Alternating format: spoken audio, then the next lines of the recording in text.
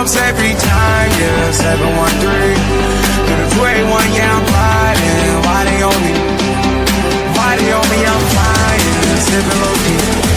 I'm sipping low key and hiding. I get those goosebumps Newcastle every United. time. I'm coming around. Wembley is a place for you ease on mine. You make everything feel fine. Worry about those comments. I'm way too dumb, yeah. It's way too dumb, yeah. I get those goosebumps every time. I need the hype, throw that to the side.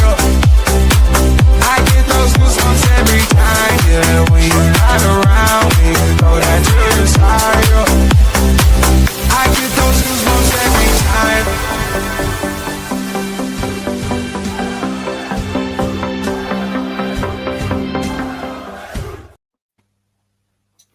Hello and welcome to Loaded Mag NUFC. Yes, I don't know why I'm shouting after a 0-0 draw, but there's 5,000 people in the chat. Make sure you smash that like button as we talk about a 0-0 draw against Bournemouth. Christopher, how are you? I'm good, mate. I'm good. Yeah, quite a how do I word it? Quite a relaxing afternoon. Not just because of the football, but yeah, we all stayed in today and just had a bit of a couch day, which was quite nice. Didn't move off it very much, but yeah, no, it's been nice chill day. And to be fair, I could have probably had a little sleep during that game. I didn't, but I could have. I probably wouldn't have missed too much, but no, I'm good, mate. I'm good, and I'm being very reflective. And I think I said to you earlier, which I'll probably do at the end of our summary. I feel like we're approaching a new era. Not just for us as Newcastle United, but I think in a Premier League era as well. And I'll tell you the reason why later. But yeah, I'm good, mate. I'm good. Pete, how are you getting on, mate? Yeah, not too bad. Good day. Yeah, little one's birthday party today, so busy. Managed to get a rest for 95 minutes watching that today, so that was quite nice. If anything else, but yeah, I'm all right. I'm okay. I'm feeling feeling positive right now. Feeling positive. Yeah. What about you, Daz? How's things? Okay, I missed the birthday party and 8-year-old twins' birthday party. Happy birthday, Lauren and Lucia. But and to watch this match, I wish I went to the party. But anyone that did fall asleep, don't you worry. We're going to tell you you haven't missed that because you're going to hear all about it. And there's a lot in it. But before we talk about that, we should tell you something about this from Football Price.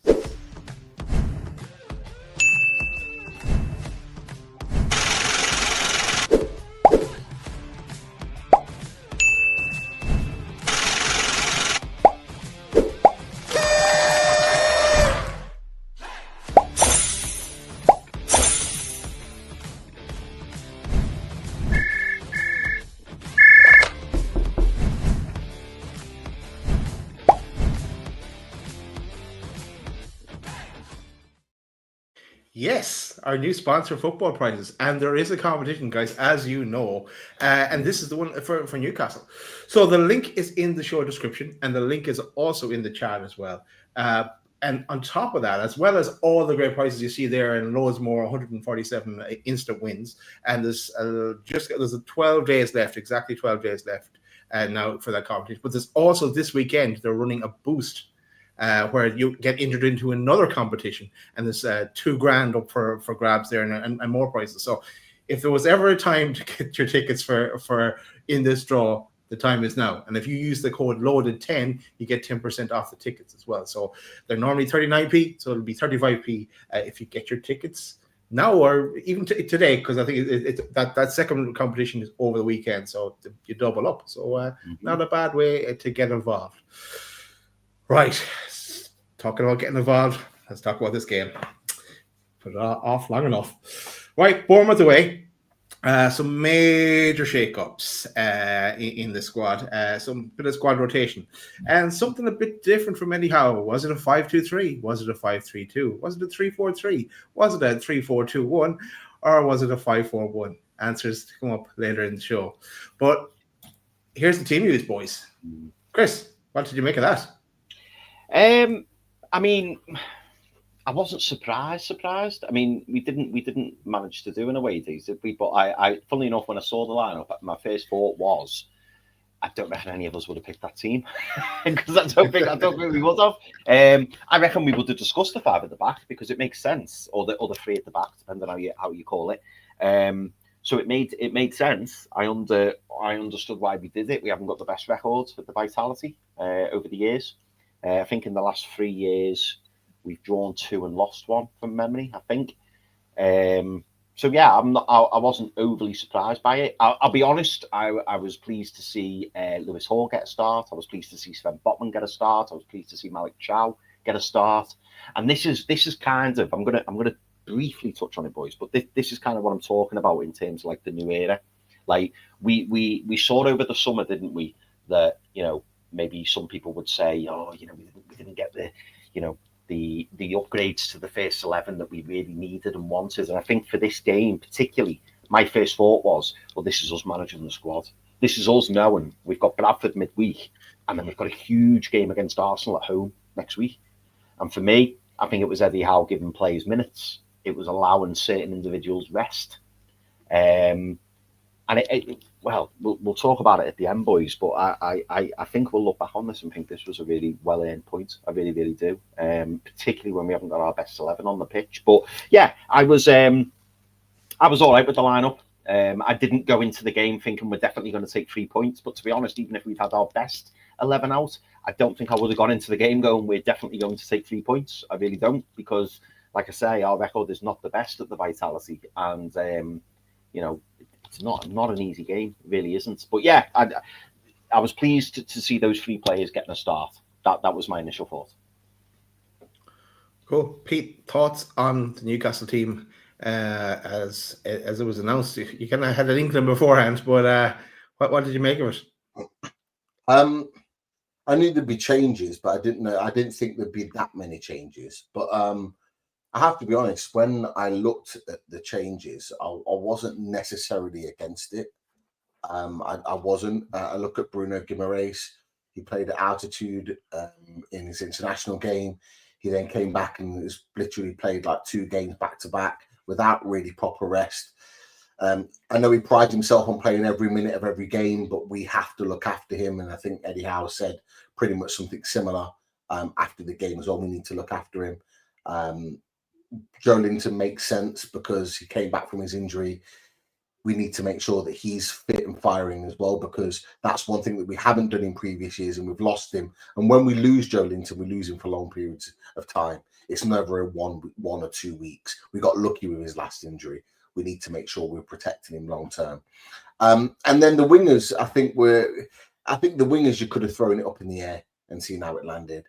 I did think I would see Alanga in there, so seeing sort of like Murphy play on the right maybe surprised me a touch, but obviously with Gordon not playing, you kind of expected that little shift onto the left. So and Nick Voltamid has to start. He has to play a game. So I'm looking through the team, and it didn't necessarily surprise me. Maybe the one surprise is that we've gone with Miley, but I saw that as a positive. If Miley's going to stay at Newcastle United this season, which he is now, at least till January, we need to give him an opportunity to show his worth. We need to give him an opportunity to show that he is capable of playing at this level, and more so than anything, that we can trust him to play at this level. I've got my opinions on his performance. I'll come on to that later, but yeah, the positives for me was the back line. Seeing Botman and Malick Thiaw come in, really, really pleased about that. I expected Hall to come in. I think that was well documented with Trippier not going to play on Sunday, but Malick Thiaw and Botman coming in was a real plus, and I can understand why he's gone with 3 at the back. Again, I can touch on that in a second. What about you, Dan?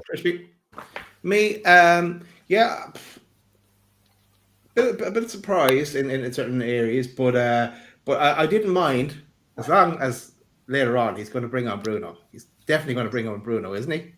Tell me he's going to bring on Bruno later in the game. But no, he doesn't bring on Bruno. So yeah, Okay, this is the Bournemouth team as well that took to the pitch. But let's talk through the game a bit. And I wrote some my own analysis as I was watching the game, because there's plenty of time to do that while watching. Bournemouth out of the blocks early, and Newcastle look a bit fragile in midfield without the big hitters. Newcastle sitting deep and in a 5-4-1. Little or no press. Bournemouth were the team applying the press. I suppose that was the way that we kind of set out and to try to soak up that pressure from Bournemouth.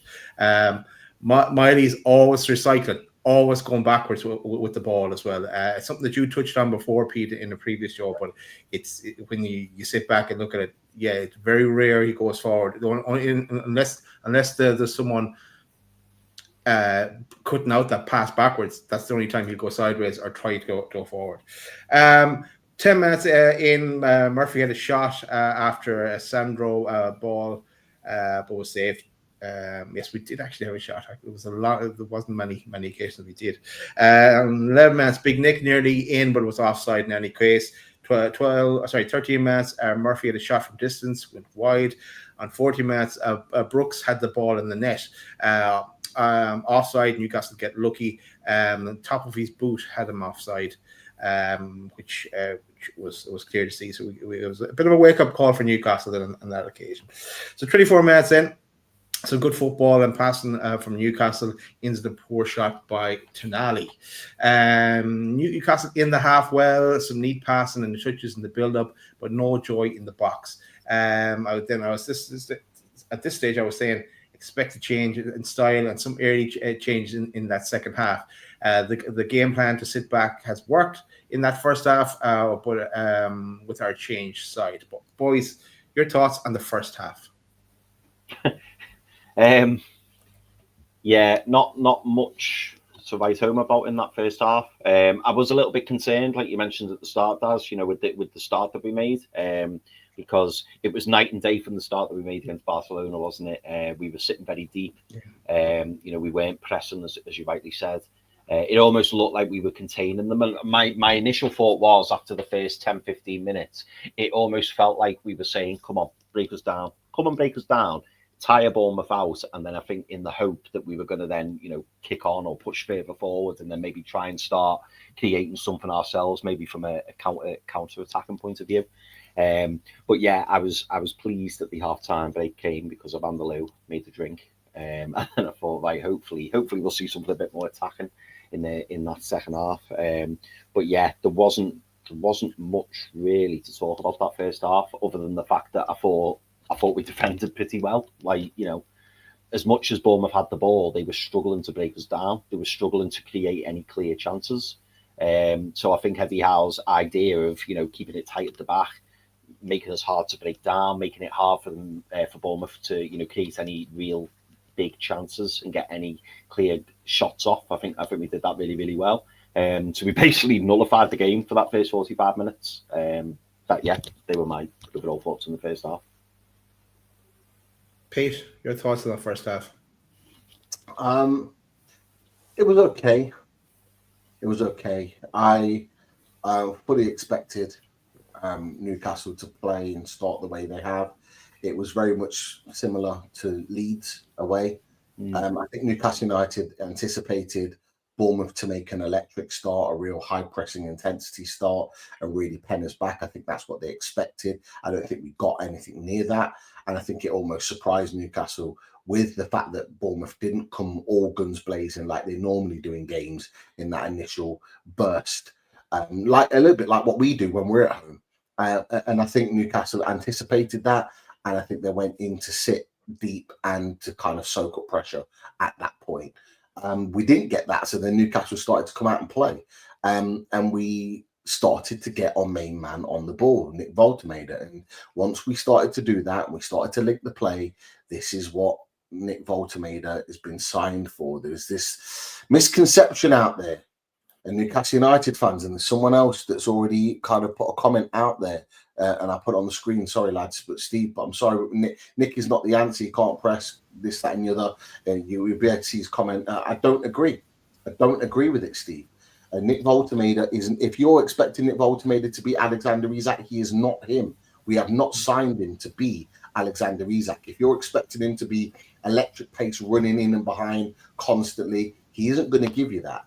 And this is part of the issue, is it was very clear in that first half and second half, is that we don't understand his game yet.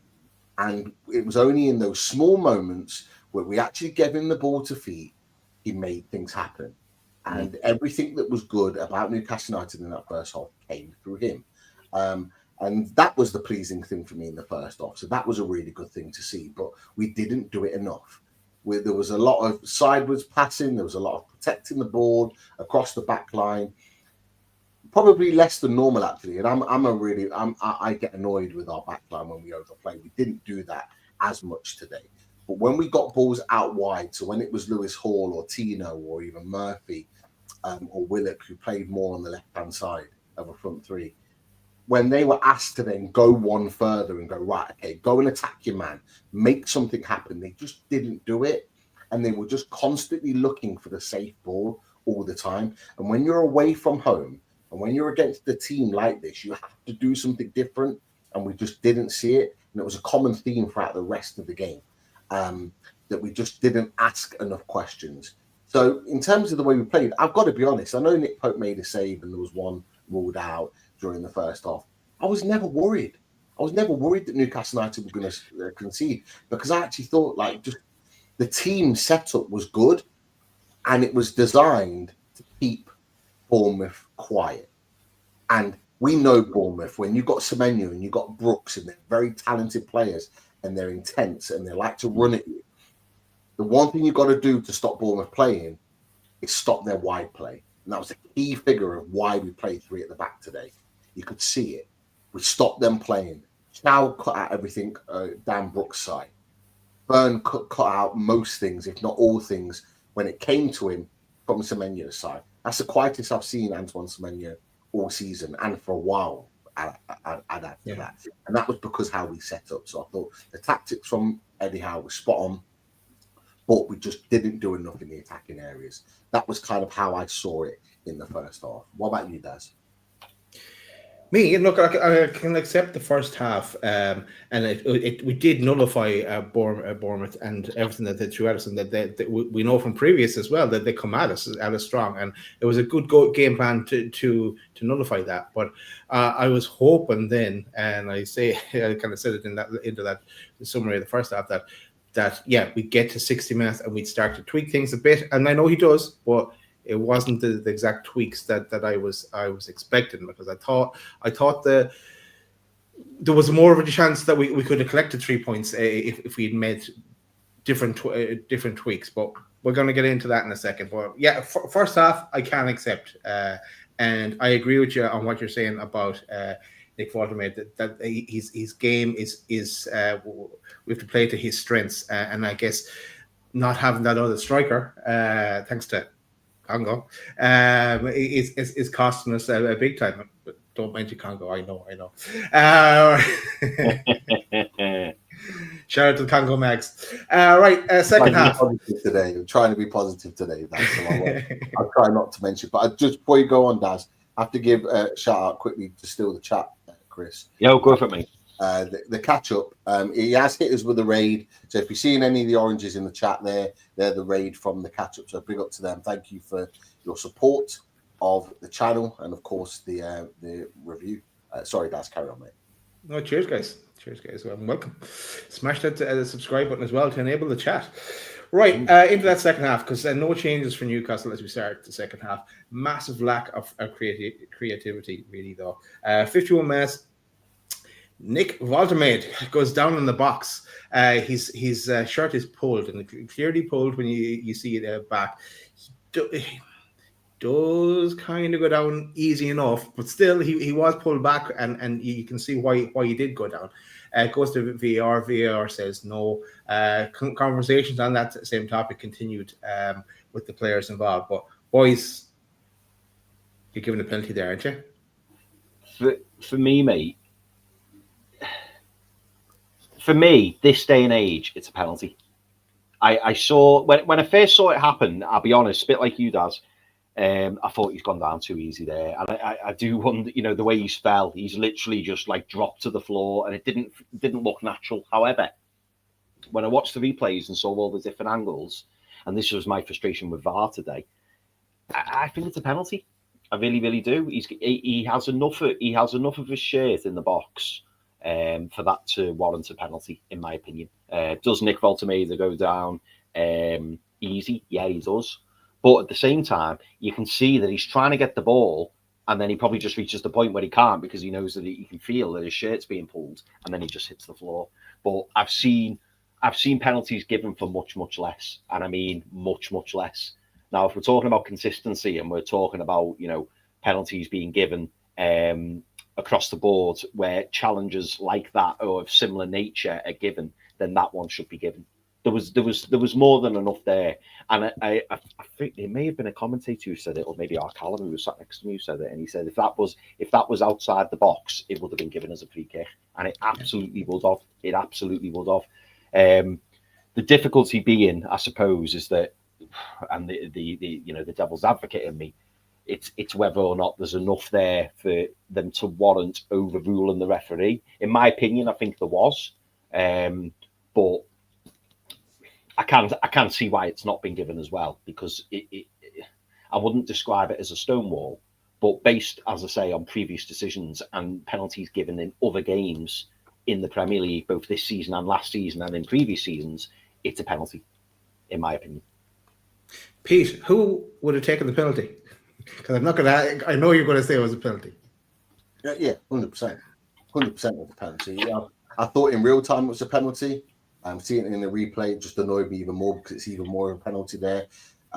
Just really quickly with regards to Nick Voltemeda, there's an argument that he's not fallen the right way in order to win a penalty. Well, if it had stood up, the ref wouldn't have given a penalty anyway. And so many professionals are saying these days that they have to go down to ensure that the referee's even seen it, because the linesman would have had a great view, didn't see it. The referee maybe not had a great view, but wouldn't have given it. So why are VAR not looking back at that?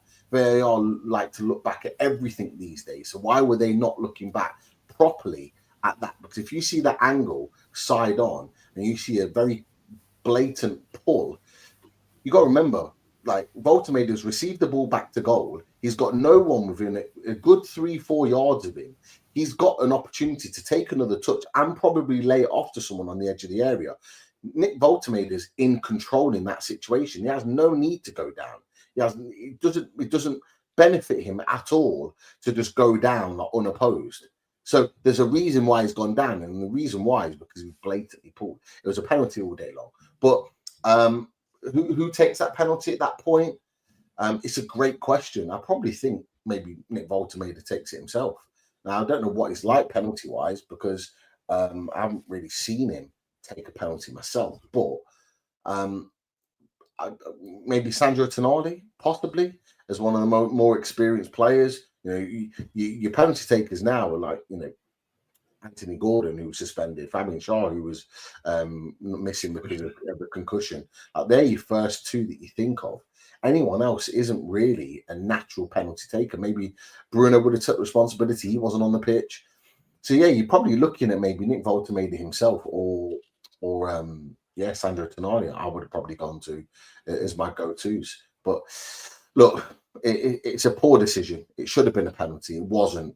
But I did feel at that point that we were starting to turn the screw a little bit. It was the one point in the game where we actually had sustained attacks at Bournemouth, and Bournemouth looked like they were under a little bit of pressure, and it looked like we were starting to get into the ascendancy in terms of maybe creating a proper goal scoring opportunity. So that, even though the penalty didn't happen, that was kind of a positive, that we started to put some real pressure on Bournemouth during that moment. What about you, Daz? Who would take the penalty? The German lads are usually pretty good at penalties, as you guys normally find out. But for me, it was anytime. We don't even get to a World Cup, so what can I say? Right, but no, for me, give it I want the penalty as well. 60 minutes, mix up with Pope and the defense, but Malick Thiaw helps Brooks over to get out of that little scramble. 62 minutes, time for some subs. Murphy comes off, Alanga on, Willock comes off, Barnes on. So our wingers are changed at this stage. Serious lack of chances for Newcastle, though. 72 minutes. Barnes, Peno appeal. Actually, this is the picture here on it. He does a nice little run through. But yeah, it is a good challenge in the end. Nothing given. Hey, Summer. Hello, Summer's friend. Someone's friend wanted to stay low, Eva. Oh, yeah. You have to come closer to the camera. Yeah, you have to come So you closer. can see it. There you go. Bye. Was it a penalty? Was it a penalty, Sums? Today, should we have got a penalty? Yeah. She went, I don't know. Yes is the answer. Yes is the answer. Yes. Always yes. Always yes. Then on to the 18th minute, Malick Thiaw, he nearly got another yellow card. Bournemouth were not happy. I can't remember what actually happened there. I don't have it wrote down. But yeah, then he was hooked because it was in danger if he did another tackle out of place that he would get sent off. So Lascelles comes on and off goes Nico Faltermed, and on comes Asula. 90 minutes, great save from Pope from a Clivert free kick as well. After I think a handball was given on Barnes. But anyway, 0-0 full time was the final result. For me, though, having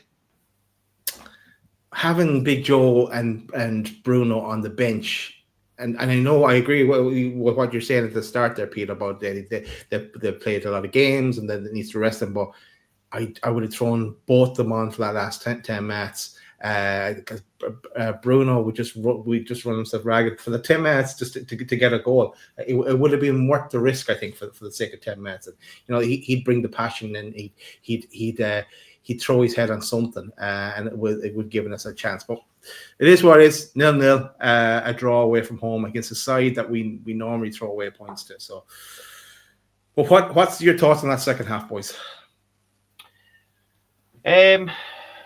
Similar to the first half, although I was expecting a little bit more attacking threat. I think Eddie said, didn't he, in the post-match that we defended well, but we didn't create anything of substance going forward, which is a bit disappointing. But we were missing some key players, as you mentioned. No Anthony Gordon, no Fabian Schär, no Bruno, no J7. The list goes on. But this is what squad management is, and this is unfortunately kind of where we find ourselves. And when I mentioned earlier, about us being in a bit of a new era kind of thing, what I'm trying to say is, if you'd have offered me before this game a point at the Vitality away to Bournemouth and told me that we were going to rest or have all of those players that I mentioned earlier missing, I think over the course of a 38-game season, you look at it and you go, do you know what? It's clever management. I really do believe it's clever management, because had we played our starting 11 and we didn't get the points, or we got beat, say we didn't get our point, we're asking players to keep continuously going to the well, keep putting in performances. We know that when some of our players are out, it's quite a significant drop off, and I think that's fair to say. But we've got a huge game coming up next weekend against Arsenal, and having these players back for the Arsenal game at home will be significant. And do you know what, as well, boys? I look back over the results of the weekend, and I'm sure we'll talk about this more, but for me, Liverpool feel far and away from everybody. So that's kind of where we are at the moment. Liverpool far and away. You then look at today's opponents, Arsenal and Man City, and you think to yourself, we're going to struggle to finish it above Arsenal and Man City. Mm-hmm. But it's that top three set. It's then looking at that fourth and that fifth position. Now, I look at the likes of Tottenham, who drew to Brighton. I look at Villa, who got a draw again to Sunderland. I look at Chelsea, who got beat by Man United. And I look at today and I think, I know this sounds really bizarre to say it, but we didn't need to win. We didn't need to win today. Today was not about, for me, today was not about getting 3 points. Obviously, great if we did. But over the course of the season, this isn't a game where you look at it. We're not on game week 32, and we're challenging, for that top 5 or trying to get into that top 5. This is us about, resting certain players, being clever with how many minutes we're giving players, making sure that players are up to speed as much as possible. Somebody in the chat said earlier, we always start off slow, and I think we do, because we're such a team that's full of intense play, and we rely on players being up to speed, that burst of pace, that burst of energy. But I think in previous seasons gone by, we've gone gung ho, and we've been trying to get the players up to that level, and just constantly playing the same players game after game after game. And when you're fighting on 4 fronts, which is what we are this season, and we were delighted to be able to do that this season, because obviously we qualified for the Champions League, it's gonna come a point where it'll take its toll, whether that be in November, December, January, the key moments, because that's when you need your team fit and firing. They'll have been playing football for months, and that's when you need the team to be at the very peak. And I just feel like today, I've been arguing with me blue and red mates. They're going, "Oh, look where you are in the table." And I said to Daz, Pete, before you joined, in the green room, my mate was going, "Oh, it's relegation form. You've got relegation form." And I was like, "Sorry, what do you mean?" And he was like, "Well, look at the table." And I said, "Well, if you look, we're 3 points off 5th, and we're 3 points off the relegation zone. It's far too early. It's far too early." I said, "But when you look at the fixtures," I said, "we've got some very difficult games on the way there. 3 difficult away games. We've only conceded goals against Liverpool and Barcelona. They're the only clubs we've conceded goals against this season." So for me, I look at it and I think progress has been made. Yes, going forward, we need to do better, and we can be better. There's no doubt about that. But we're sorting ourselves out defensively, and we're making sure that players, having rests. We've had some key players today who've not kicked the ball, but they're going to go fresh into next week. Whether or not they play against Bradford, I don't know. I expect even more changes for Bradford. I think a couple of players will play against Bradford, but I expect the likes of Willisula to get minutes. I expect Louis Miley to play again. I expect Emil Kraft to play. That's what I'm expecting. Maybe even Kieran Trippier. I expect those players to be getting minutes. And then when we play Arsenal at the weekends, we'll again see more changes. But you would hope that it will start to look a bit more like probably our strongest 11 against Arsenal. But the players who've missed out today will feel the benefit of that. They won't have been playing today and Wednesday, and then having to play again on the Sunday. It's a long season, and it's frustrating. And you look at the league table and you think, "Oh, I wish we were higher up. I wish we'd got more points." And yeah, we should be beating Leeds away. I'm not denying that. But sometimes you've just got to look at a game and think, "You know what? If we can sacrifice a couple of players and still go there and get a point, it's not bad." And again, it's another clean sheet. What are these games going to be doing for Nick Pope's confidence? What's that now? Is that his third or 4th clean sheet? He's gonna, it's his 4th clean sheet. He's only conceded 2 to Liverpool 3. I wish it was 2. 3 to Liverpool. He's going to going into these games with full of confidence, and all these players are all getting rotated, and nobody's hopefully going to be feeling the stretch, because let's be honest, boys, we're slowly in September. When it gets to November, December, we'll have played a hell of a lot more Champions League games. The Carabao Cup is going to be in full flow. Then the FA Cup will start to be in full flow. We've really got to be careful how we do this. I know people are frustrated, and I know people are saying, going forward, we're not looking great, but we were missing so many key players that make us tick. And yeah, it was a bit frustrating watching it, thinking, "Oh, we're probably not going to win this, or we might scrape a win." But coming away from that, from a very difficult away game. This is Bournemouth, who are 4th in the league, by the way. Fantastic start of the season, and we've gone to their grounds. We've gone away to Bournemouth and picked up a point and kept a clean sheet. And as Pete mentioned at the start, and someone said in the chat, kept a very, very good Antoine Semenyo, very, very quiet. And I just think we'll look back on this and go, "Do you know what? They were good points." And when we have our home games, that's when we make up the points. That's when we go on our runs. And I'm weirdly, I am really positive about the way this season's going so far. I feel confident that things will soon start to click into place, and I do feel confident that things will improve. And when we start rising up that table And when we start playing, you know, when the players are getting fitter and when they're looking fresher, we're going to feel the benefit of it. If you're going to come back on a few points there, Chris. Yeah, I see the logic that you're going with there, and to some degree, I agree with you. I do, in certain other ways, I don't, because it doesn't matter if it's game week 32 or game week 5. It's still the same points total. Work towards the same points total at the end of the season, and I don't know if we're all, every time we play Bournemouth, if the best we can get is a draw. I don't know. We're doing something wrong, I think. But they are so strong at home. We can never. They are our bogey team, Eddie Howe's bogey team. The one thing I am a bit worried about is that the lack of goals, and because I don't see Nick Walterman as an out and out striker, goal hanger, getting hat tricks. That kind of a striker. He's a great player, and he'll link up the play and bring others in. And once we play it to his strengths as well, we're going to get more out of him. And I'm looking forward to what we will get out of him. But that's why when we were signing him, I would have liked to have seen.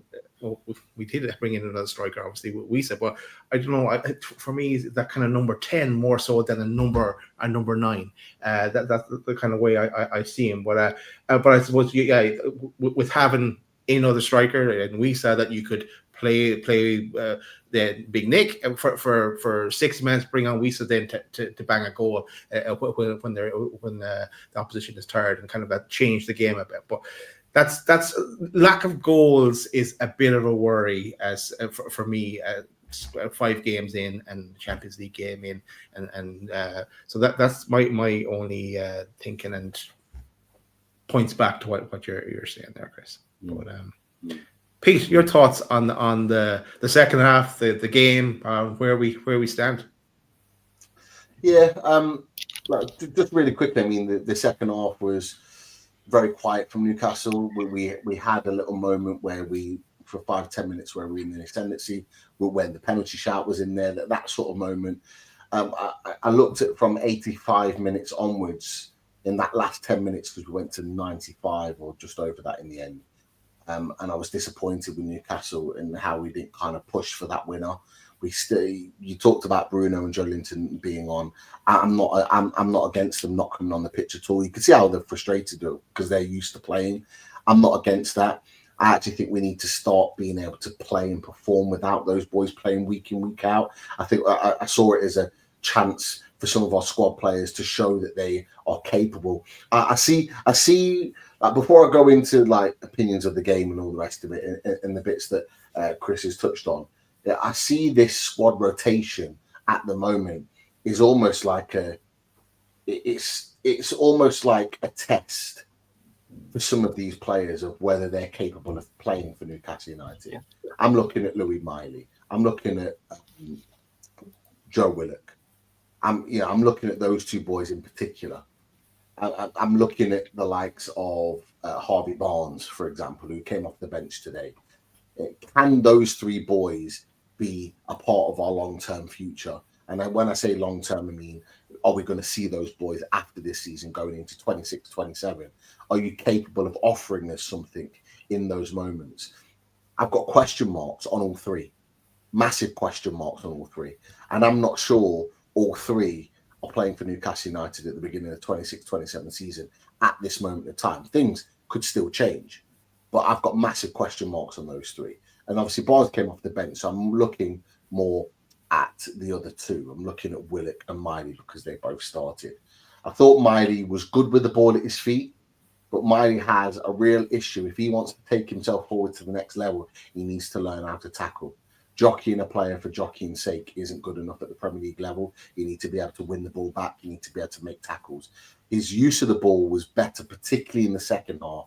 I thought he used the ball really well and manipulated the ball, and that's one of his strengths. But we still need more from him. And I don't think we're going to necessarily get that unless we have a dramatic turnaround. I don't think we're going to get that in Newcastle United. I think he needs to get a loan away in order to explore that. And I fully expect a midfielder to come in January to allow him to get that loan. Joe Willock, for me, and this is just, I'm not being horrible, he needs to move on. He just needs to move on. He's got all the pace and the running ability, which is great, but we need final product, and we don't have it, and we need to get someone in there that can produce that for him. Harvey Barnes has the final product, but he doesn't have the other side of his game, and I'll come back into that in just a second. So the second half, I would have expected more from Newcastle United. I felt like at 85 minutes we sat in and went, yeah, we'll take the point. And we just allowed Bournemouth to kind of come on to us. We had a couple of free kicks that we had to defend. I think, Daz, you talked about the Pope save, which was a very, very good save. Difficult free kick from Kluivert. And we just kind of invited that pressure because I think we were comfortable and confident in our defending that we could see the game out. But it just goes to show our lack of attacking intent. And Daz, you just touched on it, but I'll just read it out. The XG from Newcastle in our games so far. So XG against Villa 1.43. Liverpool, considering we scored 2 goals, 0.98. Leeds 0.46. Wolves are best 1.55. And then today, Bournemouth 0.14, our worst of the season. We never looked like scoring, and it's a huge problem. Ultimately, I'll round it up. I felt like it was an opportunity missed today because we nullified Bournemouth. We did what we came to do in terms of nullifying their threats, but we didn't do enough as an attacking entity to win that game. And that XG there proves it. We were not good enough in the final third. And we have to improve that. That has to be better. Now, there's some caveats to that, boys. We are in a new era. We are in a new team that is developing to play a different way. Part of my argument before, Nick Voltemade is not Alexander Isak, so we have to play a different way. We have to play a different style of football. And so these players are learning how to attack in a different way. And we're going to have to, but we're going to have to learn quick because we can't keep affording to drop points against teams in this situation. What I will say in argument to that is that Villa, Leeds, Bournemouth, and then to come Brighton are 4 very tough away games that we're already ticking off the list. Now, I'd be more frustrated with not winning today had it been from January onwards. If we were playing this fixture in January, February, March, April, or May, I'd have been going, this is an opportunity missed. I'm frustrated. I'm annoyed. But early on in the season, against Bournemouth, who, as you said, Chris, started very well, 10 points already on the board. I'm not gonna bemoan it too much because there'll be plenty of other teams that we're fighting against that will drop points there this season, that probably will lose games there this season. I think the way we approached them, we nullified them, and I don't think they expected us to play in that way. And I think it tells us a lot about Newcastle United moving forward. I see this as a complete, almost 180 on what we were experiencing this time last year, because we were scoring goals, but we were conceding a lot too. We weren't settled as a team. We didn't really have a style of play. We didn't really have an understanding of where we were going and what we were doing. We were talking about it on the reviews last season. We didn't know from game to game what we were going to get. I feel differently about this Newcastle United team, which is why I still feel positive, even though we didn't win today. Because I'm looking at Newcastle United and I'm seeing a team that is built to be very difficult to beat. That is very strong and solidified defensively. What we're lacking is that attacking quality, and that will come with time because Nick Voltemade is a key to unlocking that attacking emphasis. Obviously, Johan Wiesen, when he comes in, will be able to provide us what we had before with that running in behind, that Isak type run with pace in and behind. He could offer that, and we maybe missed that today, but we can't really consider that because he's not here until after the international break. But when we get that back, we'll have a different style of play, so we'll be able to evolve our game even more so again. But we're learning how to play this differently, and I just want to click on the screen just a second. Just want to show you what we're lacking here is that I've just put the tactics board up. If it shares, I think it will. That I believe is the starting lineups of both teams today, and this is how I believe the team was set up for Newcastle United in particular. It was a 4-3-3. That's certainly how I saw it anyway. And what we're seeing here is not these runs in and behind from Nick Voltemade, because he's not that guy. And if you're expecting him to be that guy, you're going to be very disappointed, because you're not going to see it, because that's not what he is. But he's a guy that comes in and drifts into these spots here to link play. You'll see him here linking the play and dropping off, linking the play, dropping off. But what you need with that is quality runs in and behind, because when you got the drop off, you got the runs in and behind. So Murphy had that in the first half. There was one, I don't know if you boys remember, there was a ball into Nick Voltemade here. I think Sensei gets drawn in. It was around the corner, wasn't it, Pete? Lovely little layoff to Murphy. And Murphy, for some reason, carries his run wide instead of running directly towards goal, because he could have. And the move broke down. I think he ended up holding it up and playing it back, or playing a ball over. Goalie saved it. Defended. You also saw the one real clear-cut bit of football, the opportunity in the first half, where it was sort of like Voltemade, I think it was Murphy to Voltemade, who plays it to Sandro Tonali. Sandro Tonali then plays it in behind to Murphy, and Murphy has a shot, which I think he should have done better at. But you can see what Voltemade is offering. He'll suck in his centre back. He'll create that space in and behind for a winger to exploit. But this is where we're lacking, boys. And this is where my frustration was today, is that I'm not mad at Voltemade. I thought Voltemade had a good game. I thought he played well. He didn't have all of the ball, but the times that he had the ball, we made something happen, because he made the link across the line consistently. His touch, his hold-up play was near to immaculate. It was only one or twice that he lost the ball. And you could see how frustrated he was in game, because they're not looking for him. And when they are looking for him, he's not getting the quality of run in and behind. We need our wingers. We've talked about, boys, our wingers being really crucial this season. And we didn't have Gordon today. But I think Gordon could be really crucial to this element of gameplay. Is that when you've got Voltemade coming short and linking that play, and you then eventually have Tonali, and I move him out for a second, because even though he played today, I think what you'll find is, where am I looking? Is that you'll have this man on the ball. Is that if Voltemade is coming short to either Bruno or Tonali, I trust these guys to be able to find the next ball in and behind whoever's running in these areas here. But these guys have got to be better. So I'm looking at Alanga here, and I bring the other guy, and I'm looking at Harvey Barnes, I'm looking at Gordon, whoever's playing in these areas. Let me just throw Willock out there. Get rid of Willock out there for a second. These are our guys that are going to be taking us forward, okay, when Nick Voltemade is playing. These guys need to do more. The runs in and behind and the quality of finish is going to determine whether we look at this guy, or not necessarily we, but people outside are looking at this guy going, he's a proper player, he is. He's quality. We know he's quality because we can see it. We're already seeing it in matches now. He's linking the play. He's making things happen. Anything that's good, when he's on the pitch, is coming through him. But we need these guys to be better if we're going to be turning around and going, he's quality. Or others are going around and going, he's quality. Because we need those to finish their dinner.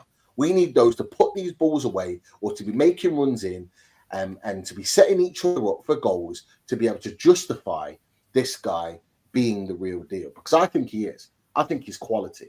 He's not that traditional, typical striker. He is more of a number 10, 9.5, whatever you want to see it. But I see the vision.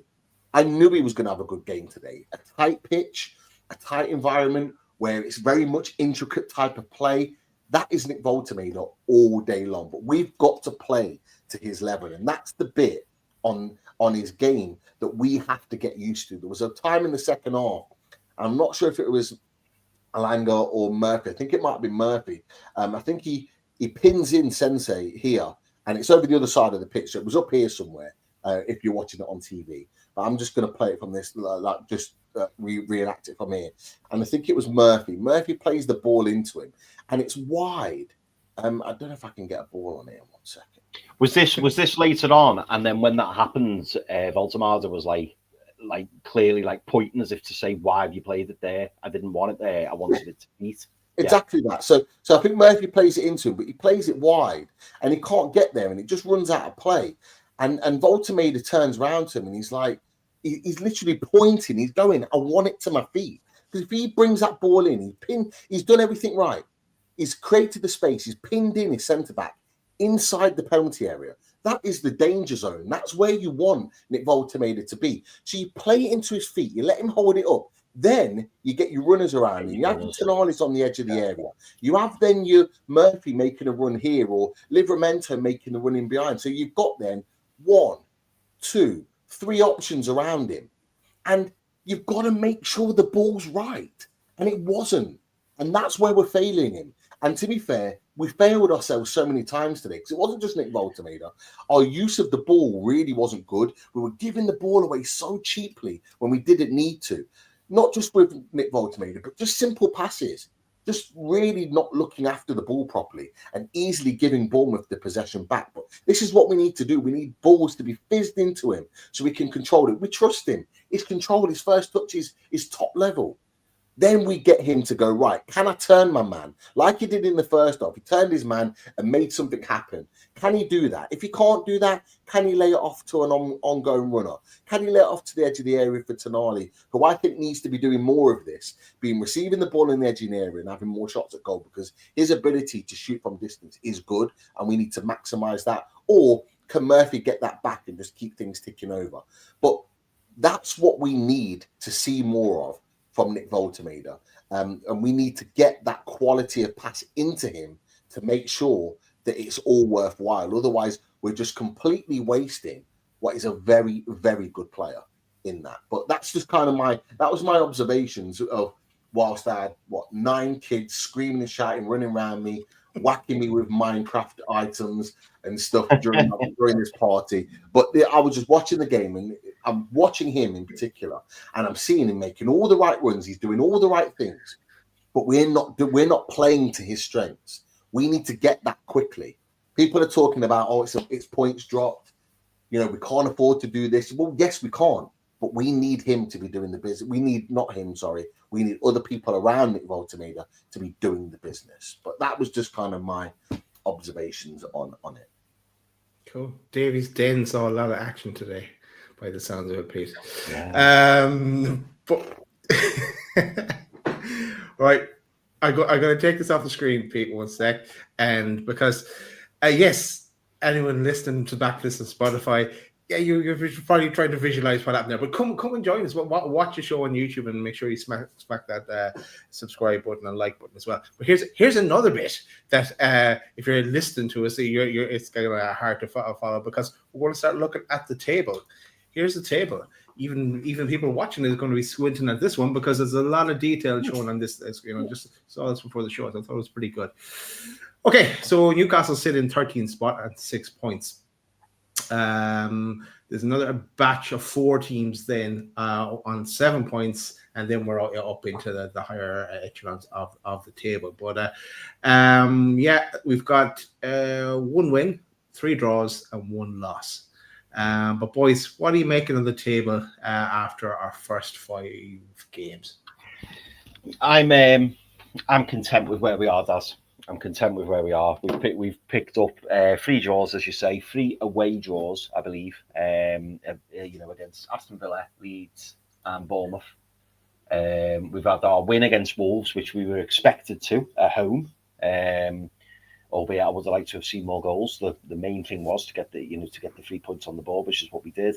And as well, the 1 loss was that horrible game against Liverpool where we went down to 10 men and we then had to fight, despite being 2-0 down, to get to 2-2, and then obviously concede 1 in the last few minutes, which was painful. But we've given the champions a bloody good run for the money, and then slot in between that, Daz, obviously a difficult tie against Barcelona, where again I don't think we had anything to be ashamed of there. I think we put up a fairly decent fight in that match. So yeah, I'm obviously I would like to be higher. I mean, one of the lads said to me today, how many points did you want from the first 5 games? And I was like, well, I wanted 15.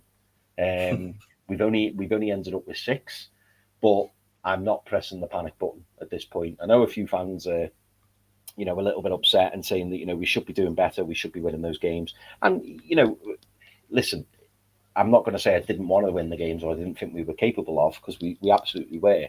But given that it's the start of the season, given that there's a lot of football left to be played, I think we could end up looking back and going, do you know what, that wasn't too bad. And as I mentioned earlier, you know, when I look around at other teams, in fact, Daz, throw that back up again for me.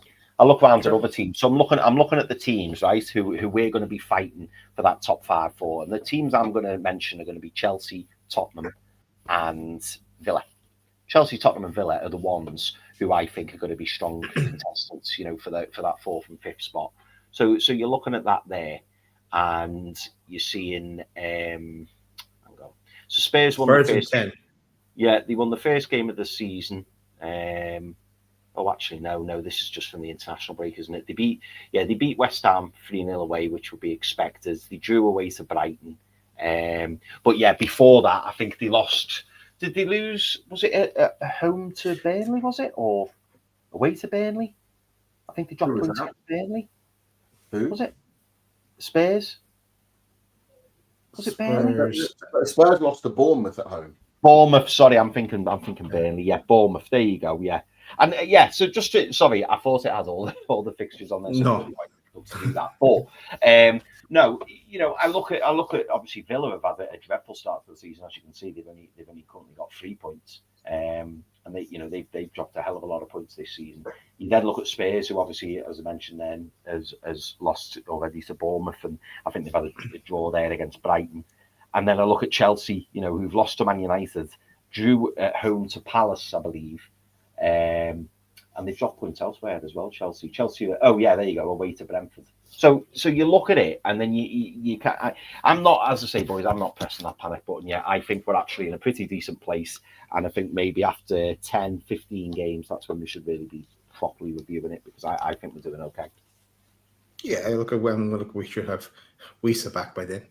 Yes, that's good point. It does actually highlight when the next international games are on. As I asked Pete his thoughts on where we are in the table.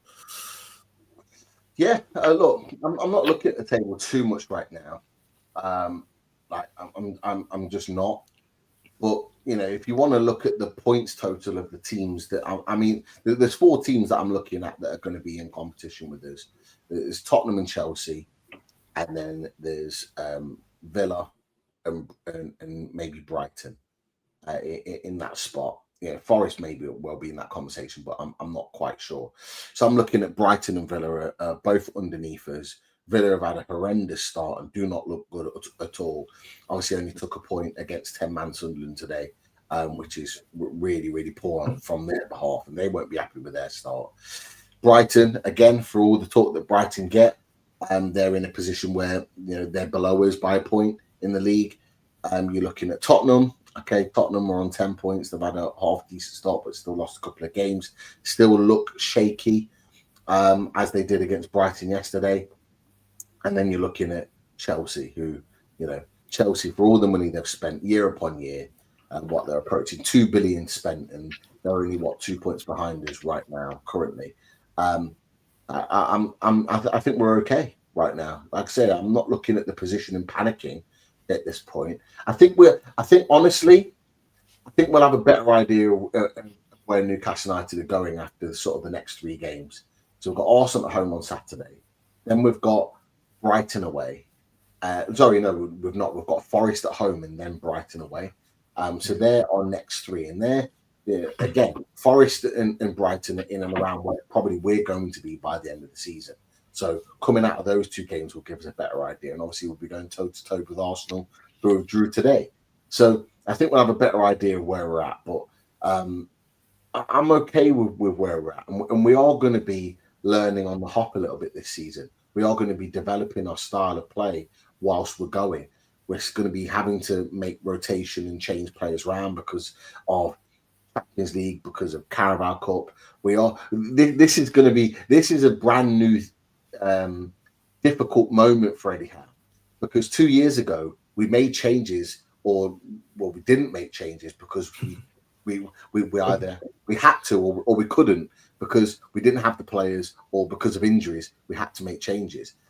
we're in a position now where our squad is big enough where, we could go with the same players week in, week out like we did 3 years ago, but actually we can't. We have to play a different way.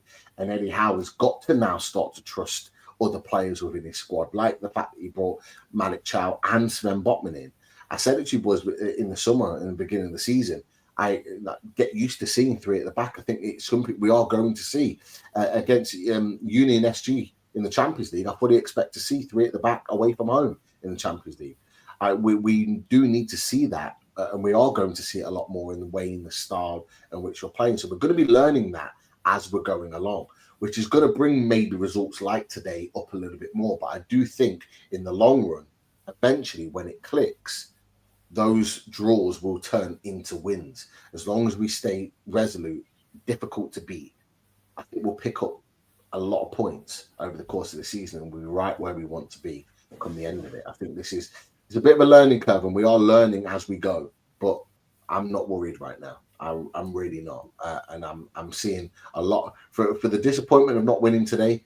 I'm seeing a lot of positives from this team and a lot of evolution in this team, which fills me with confidence for now and the long term. What about you, Daz? All right, me. Yeah, look at it. Yeah, look at it. We are where we are now. It's very early days, and it's very bunched as well. Like one win and you jump up to potentially 5th. It's that close, depending on how other results go, of course. But the other thing is, I've seen some people saying about Eddie potentially being able to spend it in January. Yes, because he should be able to spend if he wants that in January. So that is something to keep in, and definitely into the summer. But right, look, that's it. Let's draw a line under the Bournemouth game. But from this part of the show, let's get some questions and comments from the chat. Yeah, okay. There's been some really good ones, actually. CAA Mafia says the Cherries were robbed. I'm not sure I agree with that. I don't think either club did enough, to be honest. I think a draw was a fair result. A few people have already put that in there, but just thought I'd mention that. I don't know whether CAA Mafia is on the wind up there. We will never know. They were the more likely to score at times, for sure, but a draw is probably a fair result. Yeah. I know we briefly touched on this before, boys, but I'll bring it up anyway, and this is from Afaramas. And Afaramas says, thoughts on Joe Willock, lads? So, Pete, I know you touched on him more than myself and Daz, but so tell you what, I'll go to you first, Daz. What are you thinking on Joe Willock? We've seen him now play a fair bit of football for Newcastle this season. Where are you with Joe Willock? Have your opinions changed? Do you think there's more to come? Where are you with him?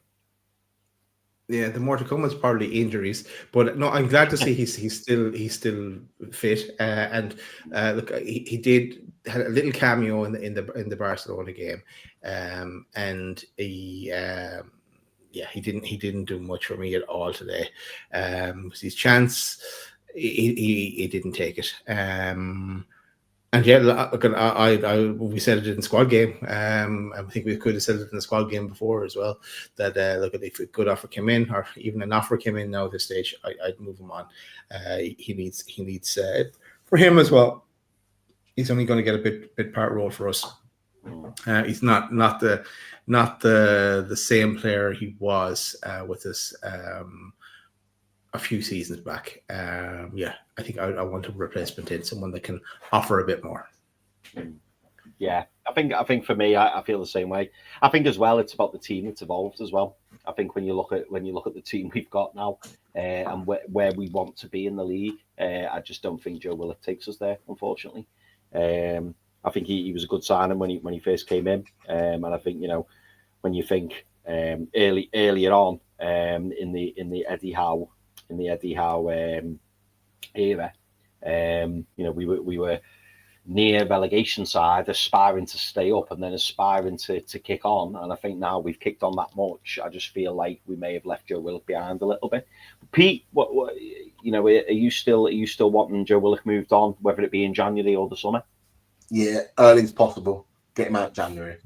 And that's not me being horrible. That's just the reality for me. We need to move him on. As simple as that. I said to you boys in the last show that we did, and said for a long time now, what do we want, runners or do we want technicians? That's the big question. Well, we've got a runner in Joe Willock, and it's not enough. It's not in a team that wants to be better on the ball, wants to hold possession more, wants to control games. That's what Eddie Howe's evolving his team into. You don't sign Nick Voltemade, Sandro Tonali, the likes of Malick Thiaw and Sven Botman if you're trying to be a counter-attacking, all-pace or all-intensity football team. That you just don't. They've got that in their locker to a point, but they're technicians. They want to be able to have the ball at their feet. They want to be able to control football matches.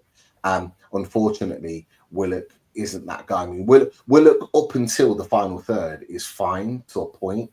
He'll run around, he'll try and get into tackles, he'll drag your team up the pitch 10, 15, 20, 30 yards. But then when it comes to making the final pass and the final ball, he did it like 6 or 7 times today. He'd run with the ball and he'd be like, go on, Willock, go on, have a go. And then you'd be like, make the pass. And there was times where he was slipping over himself, like falling over, or just completely ballooning the pass and getting it all wrong. And you're just thinking to yourself, you kind of feel sorry for him, but at the same time, yeah, I'm sorry, I'm just out of patience. Like it's been too long now. Like it's been a good couple of years where we haven't seen the Joe Willock that we had from Champions League football when we first got it, and we have to move this team on. And unfortunately, Joe Willock isn't a part of it. Like I want us to go out and bring a proper technician in. If I'm going out there, I'm getting a Davide Fratesi, I'm getting an Edison, I'm going out and getting a proper centre midfielder that's coming in that will absolutely make a difference, not just to our squad, but our first team. You bring in a Fratesi, you bring in an Edison type player. They're just 2 examples. We could name 10 or 15 that you could bring in. That's not just improving your squad, that's pushing the likes of Joe Linton for a starting place. That's putting him under massive pressure that he's not going to start week in, week out. That's the type of signing I want to see come in and take Joe Willock's place. And that's just kind of where I am. Unfortunately, he's nice enough lad, gives everything to the club, and there's no question on that. But yeah, it's time to move on. January, hopefully, we get a move. If he plays and does all right for us, if we can get 30 million on the board for Willisula at 25 years old, 26 years old, Joe Willock, I think there's at least 25 million in there that we can gamble on. We can get back, which is what we paid for him. I think we can at least get our money back for him. There's potential for him to kick on and do better at another club. If we get anything more out of him, then happy days. Definitely not getting any more. Someone offered 25 million. We said that with the Sula. He said that with the Sula. 25 years. So I wouldn't count our chickens on that yet. I mean, we end up getting to 28, 30 million for a Sula, nearly as a deal. Yeah. 20 million for Lloyd Kelly. We got him for nothing. Like, I'm just saying, like, we might not. Somewhere in Saudi. You never know. You never know. While we're talking central midfielders, boys, let's go to this one as well from Tom Dixon. Tom Dixon says, "What did you think of Marley today, boys?" Pete, I'm going to come to you on this. I know again you briefly touched on it, but in a similar vein to Joe Willock, what are you wanting to see from Louis Marley in terms of from now till January or now till the end of the summer, and also what are you doing if you're already out with Louis Marley?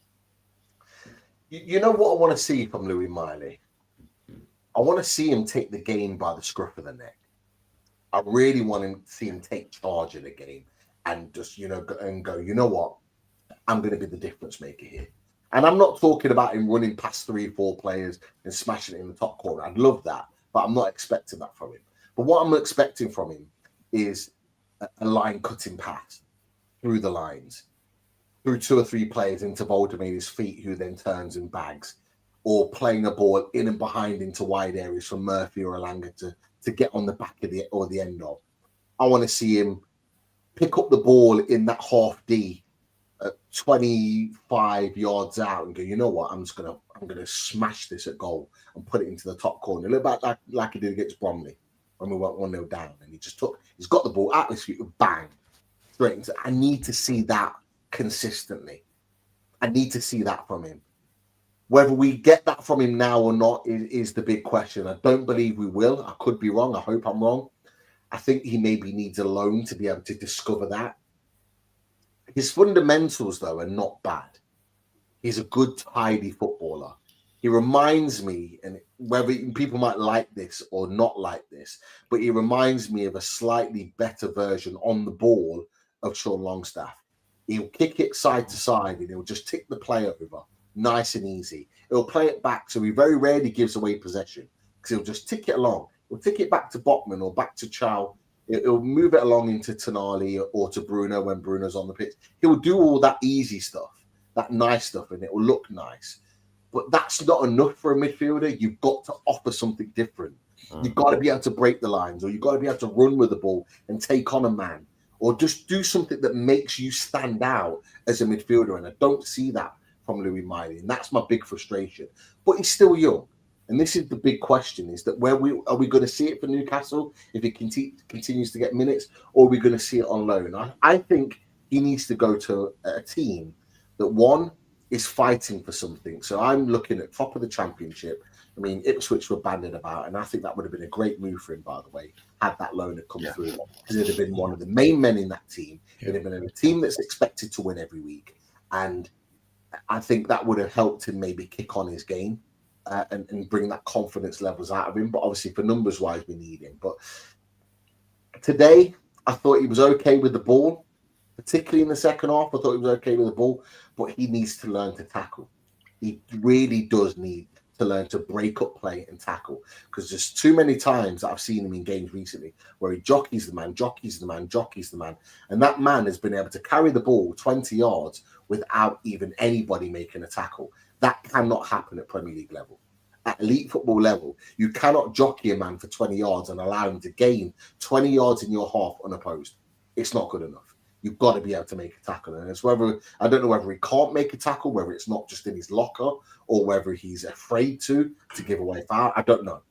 But that's something he has to establish if he wants to go on loan or come back and play for Newcastle United at a high level.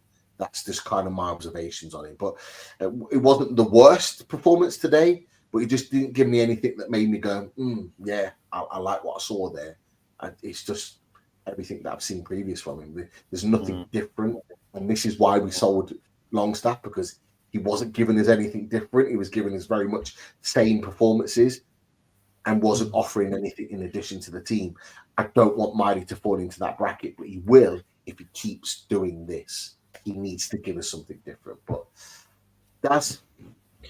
Yeah, for me, like when he burst onto the scene in that Champions League season, he was playing. There was one or two times that he's played that through ball, and you're thinking, "This guy, who is this guy? Who's this kid? He's going to be massive for us." But I don't know. Maybe it's being coached into him now. He seems to have. I'm going to link back to another former player. He seems to have kind of turned into Scott Parker. Scott Parker, when we had him, and who had a bit of a nickname, the Twirler, because that's what he used to do. But it was very safe in everything he did. And that's what I'm seeing now. He kind of constantly goes back, passes back, and I think I've only really noticed it when you said it in a few shows ago, Peter. And I've just been watching him now, and yeah, he very rarely plays the ball forward. And if I'm an attacker, I would be gone. He's definitely going to play the ball back. If you know where he's going to play the pass, I'd make the move to intercept that, rather, because he's not going to go forward with it. So that is a bit of a danger. He'll get caught out like that someday. A bit like I know that the Fulham game I was going to reference. But look, there's still hope for him. But I don't know. There's something, that spark that he had has gone missing, and it's all very safe now. And I'd like to see something, because I think he has it in him. It's just I'd like to see something extra from him as well. Yeah. I almost like. I look at Louis Miley as like Curtis Jones for Liverpool, for example. Not your starting 11, but the reason Curtis Jones is still at Liverpool is because when he comes in, not all the time, but when he comes in, he makes an impact. He does something, and which kind of makes you sit back and go, oh, okay, yeah, he's got something. Will he do it consistently week in, week out? No.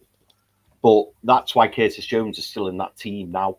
If Curtis Jones was still performing, we've seen players, local lads, for Liverpool, Everton, whoever, leave, and we've had the same with Sean Longstaff. They break into the first team, and if they're not offering enough, they then get moved on. And I don't want to see that for Louis Miley, but I agree with both of you boys. I think he just needs to do more. He needs to be able to show that he's got that little bit extra. We know he's got the quality. We know because we've seen him do it, but he's got to start showing it. And I think he's got to be a little bit braver. Whether that'll come with age, I don't know. Whether that'll come from a loan, as you mentioned earlier, Pete, I don't know. Is he gonna be able to consistently do it where Newcastle are or where we're going in the coming years? I don't know. It's because we aspire, don't we, to be a top 4, top 5 team every season now. So the standard's going to have to be pretty high.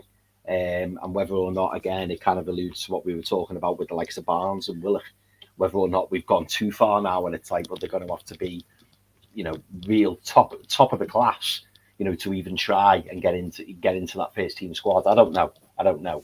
But it'd be interesting to see what we end up doing with Louis Marley.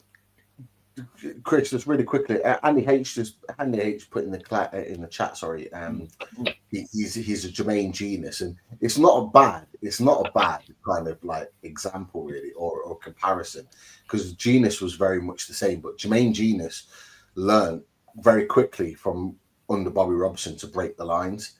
And he didn't do it all the time, and he needed to do it more because obviously Kieran Dyer and Gary Speed kept him out of the team because they were doing that. Yeah. Kieran Dyer would break the lines constantly. Gary Speed would, particularly in set pieces, to be able to get the picture and win balls in the air. They were doing that. They were doing or making something happen. And Jermaine Genius did it at times, but he was a very safe player. Like Louis Miley is, just nice, simple passes across the line. So it was not a bad comparison, to be fair. Yeah, it's not. Albeit, 20 odd years ago. But he also learned to cross the line later on in life. We move on. I love this one from Gene Yester. I really like this. Gene Yester says Sven Botman is our best centre back. We need to find a way to get him in the starting 11, I think. Sven Botman was outstanding today. Absolutely outstanding. And do you know what, boys? I love him in that back 3, back 5. I love it. Because he plays in the middle, and he just controls everything. And do you know what? We're talking about progressive passing and breaking those lines. How often did you see Sven Botman collect the ball under a little bit of pressure, but he's always finding that pass forward? And he makes it look very, very simple. But all of a sudden, he cuts 2 or 3 players out just from playing that pass through the middle. And because he's comfortable on both feet, I thought he was excellent today. But Pete, I'll go to you first on this one. I love him. I do. Look, I've backed him all the way through, even when people were questioning about his injuries and all the rest of it. Like, this guy is just...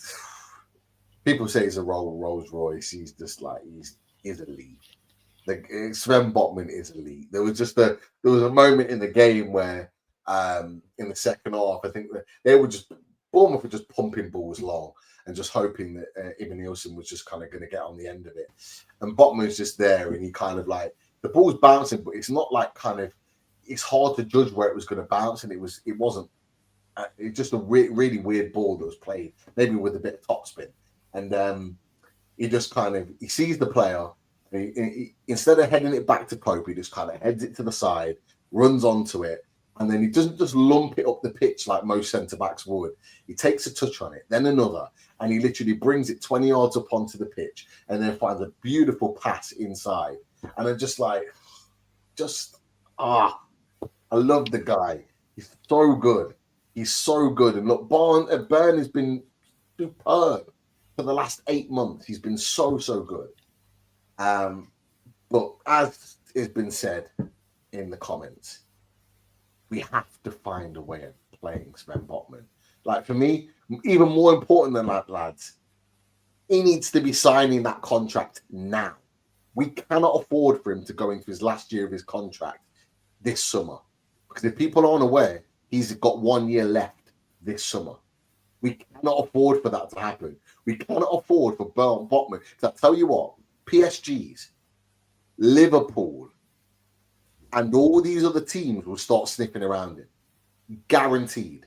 And then he'll have a decision to make. And you do not want Sven Botman to have a decision to make when you've got those top teams are sniffing around him, because they will. Real Madrid will be looking at a player like him. They're struggling for centre back. Sven Botman, top. Sign the contract, give him what he wants, keep him at Newcastle United. What is he, 25, 26? He's got years left in the game. Get his contract signed now. We have to keep him. He is absolutely elite. Love the guy. Sorry. Never had a bad word. You'll never get a bad word said about him from me. Ever. Yeah, he's 20. He was 25 in January. Go on, Daz. Yeah, no, I'll echo what Pete's saying there, and I thought he was brilliant today. There's the one instant where he headed the ball, then he went and collected it again, and I thought, who was that? I thought it was Byrne first, but no, it was Botman. And then he faked it to go for a pass, and then he took it on or two people and passed it out as well. He's quality, and yeah, I'd give him that contract too. Himself and Sandro and Tino deserve new contracts, and sign them up. Don't want any messing going into next season, into towards the summer. Hopefully, when the new sporting director comes in, and obviously we've got our CEO in, haven't we? Hopefully these conversations will start taking place. You would hope it'd be in the coming months. You would hope. Yeah. I don't even see why you need a sporting director to do that. Like you don't. It's not like you're trying to cut a deal with another club. It's with the player and his agent, and it's just ask the questions, see what he wants. Then maybe when the sporting director comes in, sign it off. Have it all the groundwork done. Yeah, you would hope these conversations are taking place. Go on, Pete. What are you saying? Are we saying now? Now I'm saying, like, I don't want to wait until the sporting director comes in. Like Dad and you just said, both of you just said, why do we need to wait? Can't the CEO sign off this? CEO's higher than a sporting director. If we haven't got a sporting director in, let the CEO sign this deal off. Eddie Howe will surely, no doubt, want him to stay at Newcastle United. There was talks that Tino Livramento is already in talks with a new contract. Well, if he's in talks with a new contract when there wasn't a CEO or a sporting director, then surely we're having this conversation with Sven Botman. I think it would be absolute negligence if we allow this to drag on any further. He's back, he's fit, he's playing well, right? Maybe they want to see a little bit more from him. I don't know. But he needs to be playing for Newcastle United. We need to have the security of him playing for Newcastle United. There's no doubt about it. Give Gillespie and Ruddy some time off from the club shop and let them sort it out. That's what I say. Get that job done.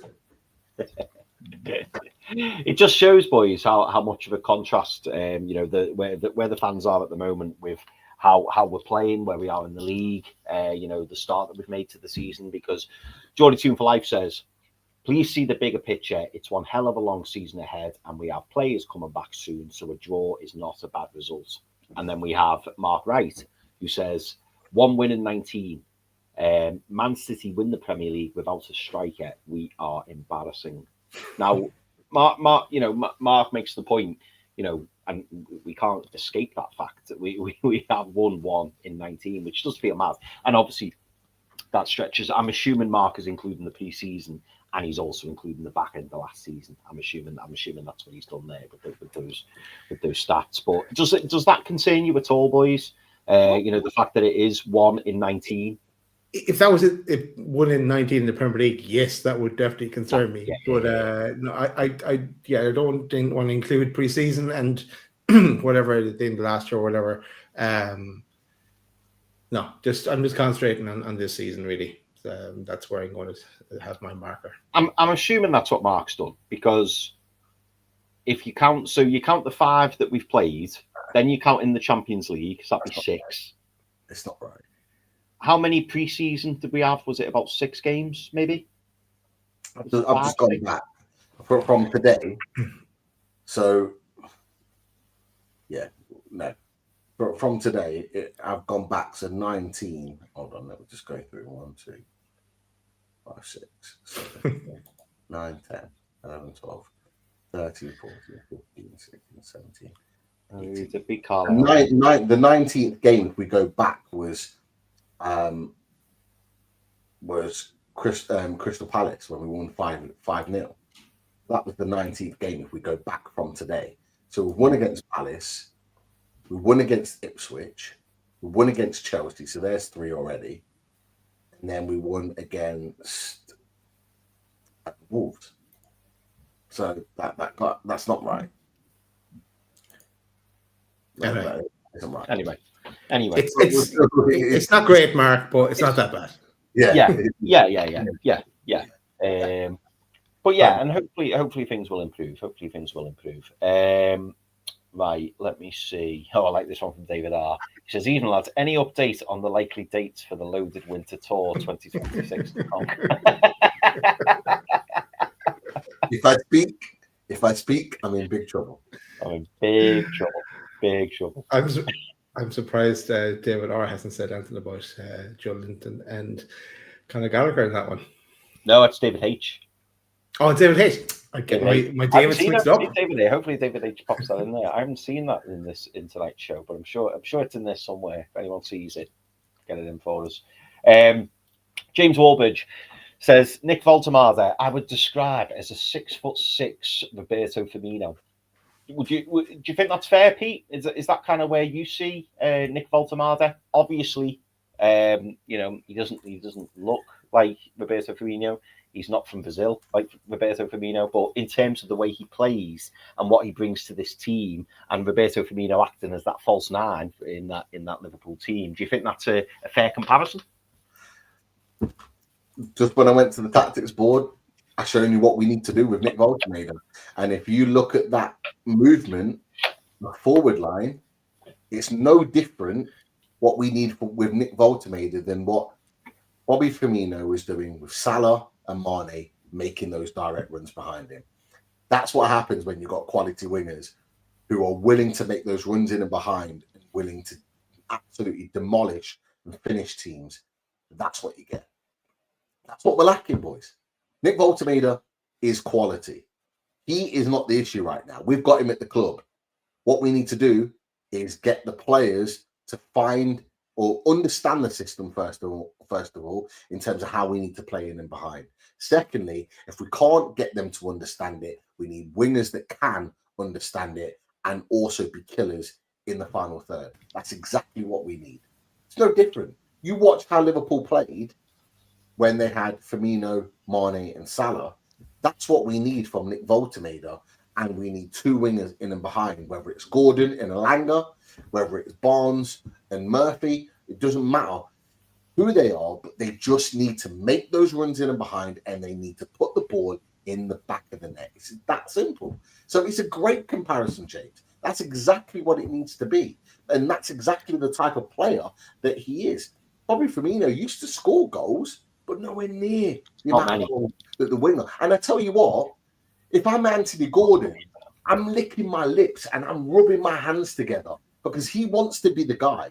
Anthony Gordon wants to be the guy for Newcastle United. Well, Nick Voltemade is giving you the opportunity to be the guy because he's going to be laying off and allowing the space for you to run in and behind and exploit and to put the ball back in the back of the net. So go do it. But, of course, not all on him because he hasn't really been in the team with Nick Voltemade. But when he is, because he's now not suspended anymore, he's now back in. And I think Arsenal next weekend is the perfect opportunity to see this. I want to be seeing Gordon at every opportunity making runs off Nick Voltemade into those spaces and create absolute havoc for Arsenal and any other defence he comes up against, because this could be the making of Anthony Gordon, but he has to put his chances away.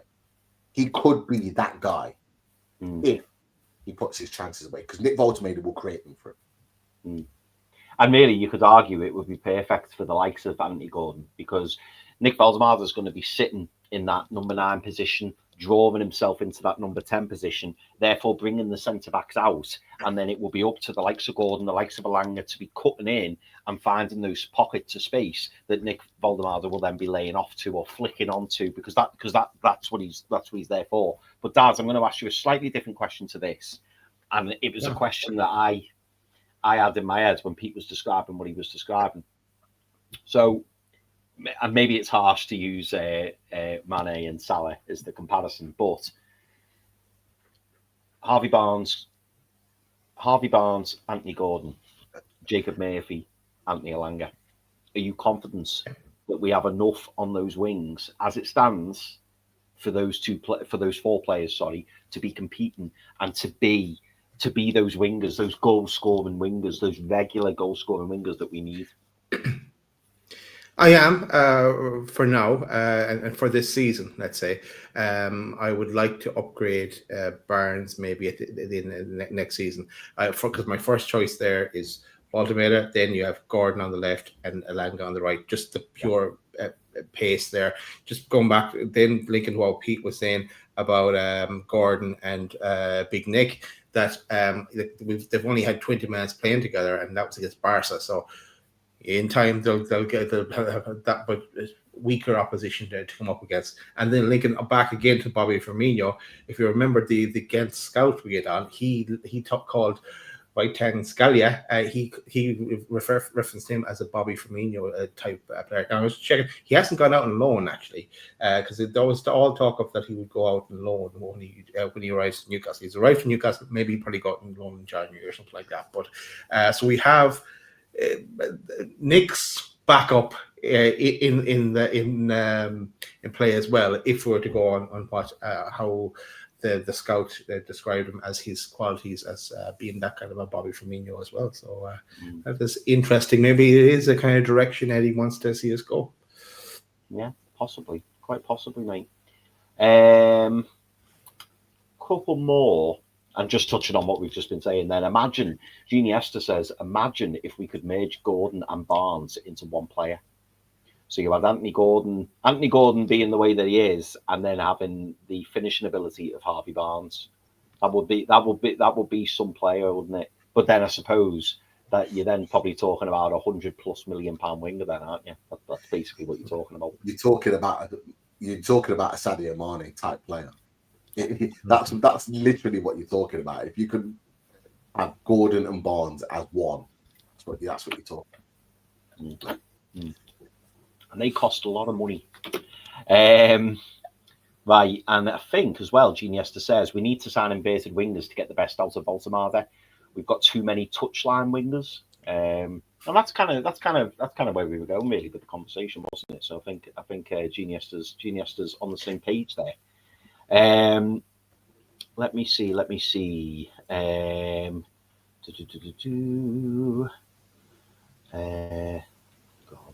Where we are, did see one. Yeah, Genie Esther as well. He mentions here Pope might have kept a clean sheet. That's his fourth of the season, I believe, isn't it? 4 out of 5. But I think he hinders us so much in possession. Did you boys notice that today? I've got to admit, I thought Nick Pope did what he needed to do. As you mentioned, that he made a really good save against Patrick Kluivert, Justin Kluivert's free kick. But yeah, I thought well, and this is what I was talking about at the start. You know, when I was saying about if doing Nick Pope's confidence the world of good. I do think he's looking a bit more confident as a goalie. But what are your thoughts on Nick Pope at the moment? I think I can't fault Nick Pope this season so far. I think he's been excellent, and he's kept a number of clean sheets. I was sure that it was going to be a case of Pope messes up, then Ramsdale is in, and Ramsdale is a keeper for most of the season, and Pope is in for the cups and cup games and stuff. But no, fair play to Popey. He's raised his game, and Ramsdale can't get a look at. So. You know, I see what you mean. I was looking forward, and I still am looking forward to having a keeper that's a bit more confident on their feet. Even though Nick Pope has done okay on his feet, you still get a bit worried when you do see the ball going back to him. But he's done okay so far on that front, and he's some of his saves have been excellent. Pete, what about you on Nick Pope so far this season? I think Nick Pope's had a great start to the season. I'm not going to sugarcoat it. I think he's been brilliant at the start of the season. I think he's made some big saves. The only game, it's been well documented that he's conceded in was against in the Premier League. I'll add is against Liverpool. which really for any of those goals that he conceded, he didn't really have a chance for. He had no chance for any of them, so you can't even argue that he made a bad save or positioning was bad or anything like that. I think he's had a really good start. And you know what I like about Nick Pope is that I think he's really honed in on commanding his area. He's come and made some big takes in the box. His positional play. It's almost like he's got his confidence back as a sweeper keeper. Last season, he wasn't really. He didn't really have. He looked like he'd lost his confidence. I feel like he's got that back. He's coming out and commanding his area a lot more. Whether it's taking takes, whether it's balls over the top, he's coming and commanding.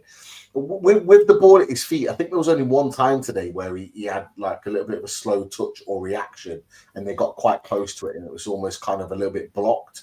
But other than that, I haven't been overly worried about him. And I tell you why, because a lot of his distribution is with his hands. He's turned to his hands now to distribute because his hands are good. He's got a really long throw on him. He's got an accurate throw as well. And he's using that rather than always doing it with his feet. And whenever he does use it with his feet, he's just keeping it simple. He's not playing short passes. He's just smashing it long. He's smashing it long into the wide areas and go, wide man, go and run after it. Or your striker, in this case, it was Voltemada, go try and hold the ball up for me. That's what he's doing. And that's what he needs to do as a goalkeeper. He knows. We don't have to tell him. We don't even have to talk about it. He'll know his feet and the ball at his feet is a massive issue for him. He'll know that.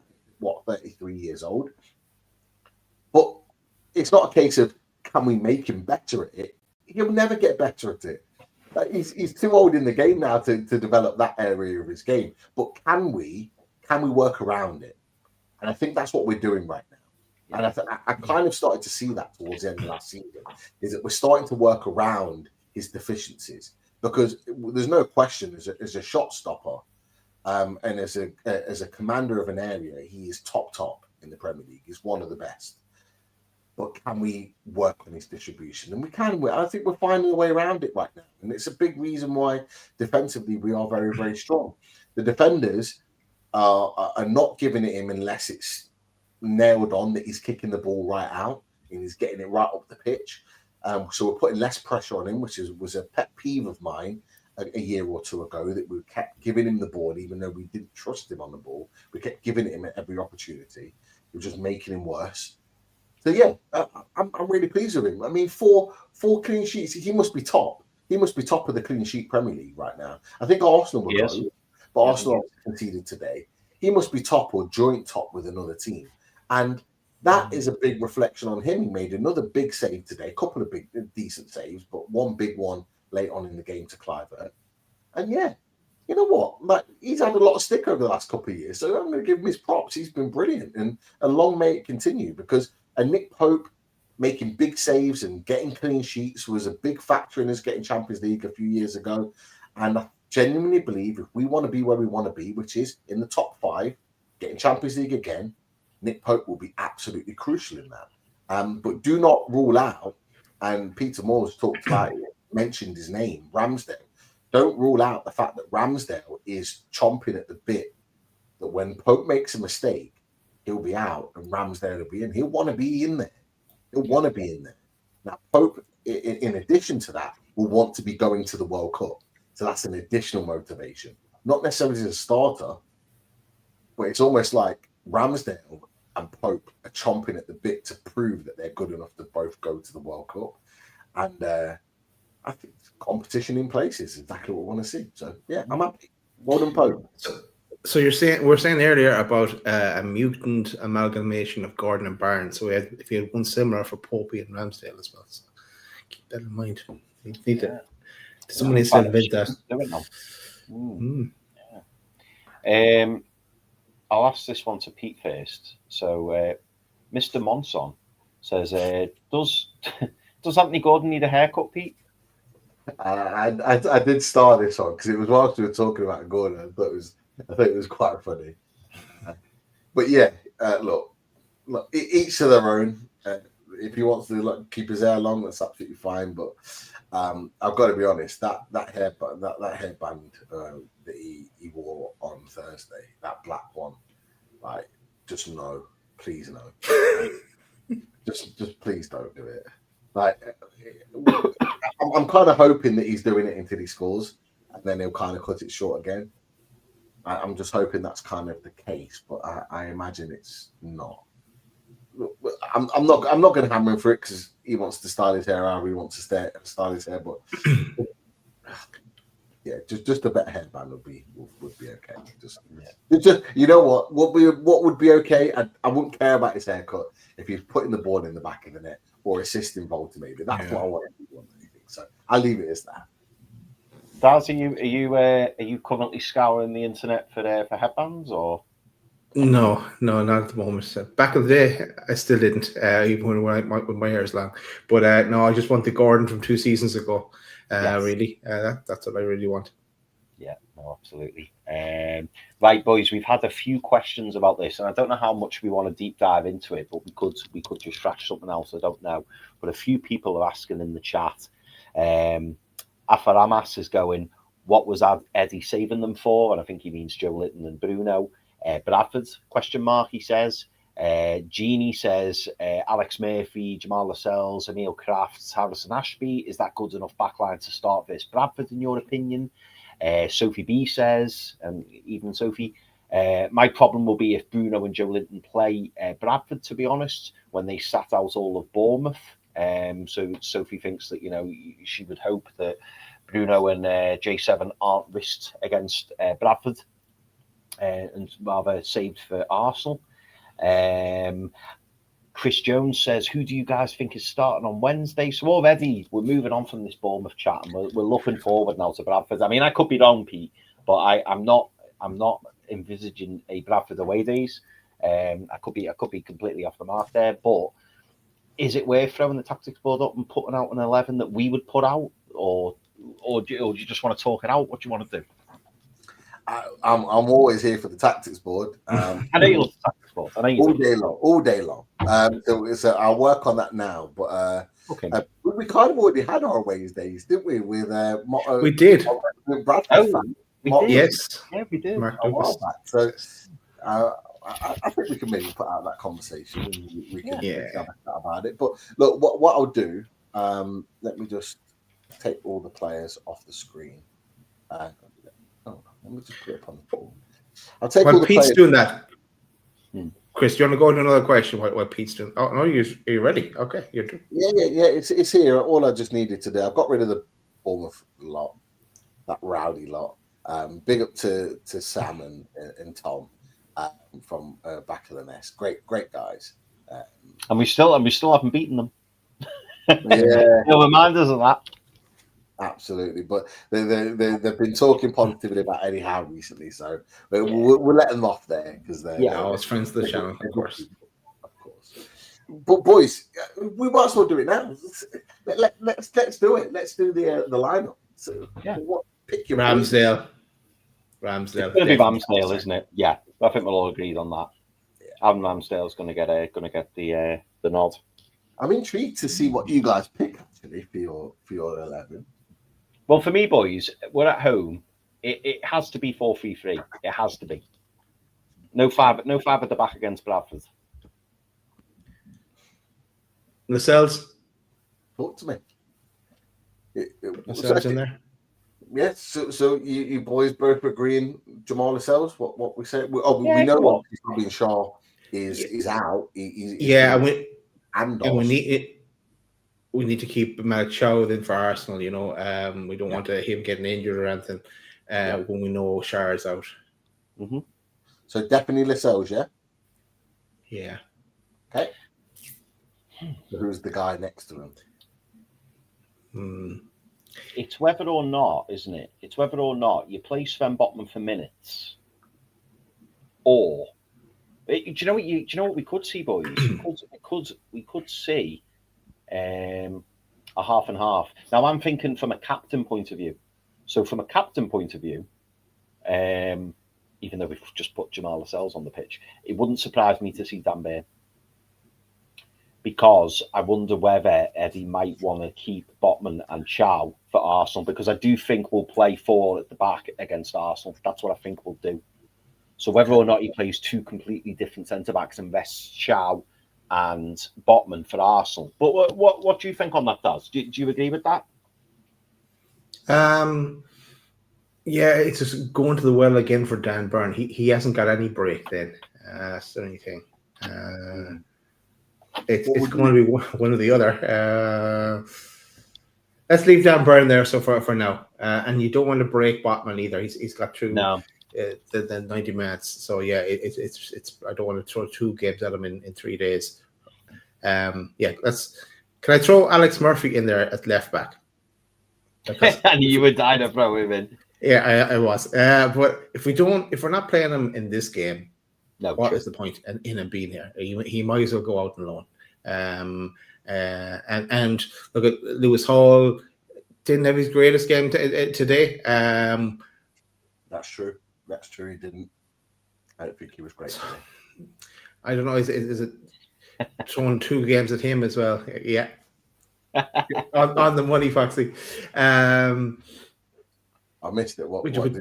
Oh, sorry, Pete. Yeah, I was going to say I'll keep an eye on the chat and just see if the chat agree with us. But Foxy said Daz wants Alex Murphy and knows that.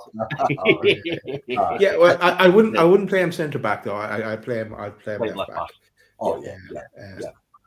And I think next to Dan Burn, that's good, isn't it? Because Dan Burn, I'll be showing him the ropes. The only reason I'm saying Burn over Botman is because I just can't see Sven Botman playing against Bradford and against Arsenal. And I think he'll want Sven Botman in against Arsenal. Whether or not this is the integration of Dan Burn coming out and Sven Botman coming in, I don't know.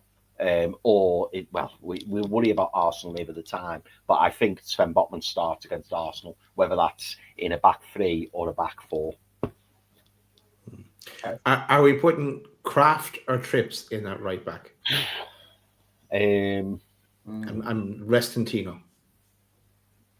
I don't think Tino plays. He needs a rest. So it's either Kraft or Trippier for me. What would you do, Pete? You know what? You've thrown a spanner in my works because I would have gone for Trippier. I thought that they would be resting Trippier for Sunday, so he was ready as the experienced head for Wednesday. But now you've mentioned Kraft, I can probably actually see him starting. So the one thing I'll say though, boys, is if Kraft starts, I don't think Alex Murphy does, because I don't think they're going to want to go with 2 fullbacks that haven't played hardly any football. I think they're going to want to go with someone that's played semi amount of football. Would we see Trippier play left back and Kraft at right back? Possibly. Potential, yeah. Possibly. I was going to say it before, but I'll say it now. I think Lewis Hall starts. Think so? And I think he starts. This is just my opinion. I've had it in my head that Lewis Hall starts because he's barely played any minutes. Yeah. And I'm not sure that he starts against Arsenal, because I think Tino plays there to stop Bukayo Saka. Left back. Yeah, but Tino and Trips for Arsenal. So in that case, then I go to. So that's a good shout, Pete. That's a good shout. So in that case, are we saying that Trippier? Oh no, hang on. No, Hall plays left back and Kraft plays right back. That's what I think might well happen. It's just my opinion. And we can chop and change it again if we disagree with it. But that's kind of how I saw. Well, I had Trippier there initially, but you throw Kraft in, and I think that's actually a great shout. So, I think Lewis Hall and either Trippier or Kraft as an option, actually fullback pairing. I think that could well be a game that could start. I have another option. Go on. Move Lewis Hall up the pitch a bit and bring back Alex Murphy in there at left back. It's another option. But let's go down that road. I love it. I'm trying my best, Alex. I'm trying my best. I'm getting shot down. So just for the purpose of the chat, and obviously for Spotify and Apple Music users, Daz has now moved forward into the midfield three. So just as the tactics board. So currently we have Ramsdale in goal, Kraft right, Murphy left back, Lascelles and Byrne as the centre backs, and Hall as one of the midfield three. Let's whip through the team and then we can chop and change. Yeah.